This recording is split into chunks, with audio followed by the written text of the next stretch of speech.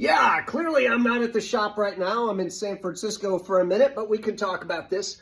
When you talk about sound check, there's kind of three different ways that people hear themselves on stage. I'm going to start with the simplest and work toward kind of the most complicated.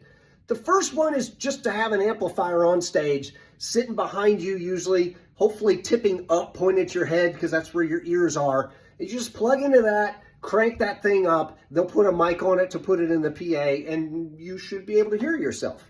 The second way is for them to put your sound into some wedge monitors that are usually sitting in front of you, pointing back at you, so they're not pointing at the audience. And that requires the sound person to put you in that mix.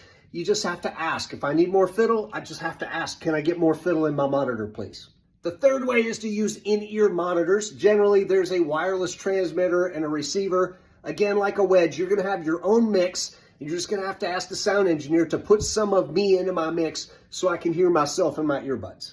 With in-ears, you can have yourself as loud as you want. Nobody else has to hear that. With an amp and with a wedge, you got to kind of think about being a good citizen. You don't want to be so loud that you're overpowering everybody else and making them turn their amp up, because then it turns into stereo wars on stage, becomes incredibly loud, and then the front of house person doesn't even have a fighting chance of getting a good mix out front, which is where the people you actually care about are listening.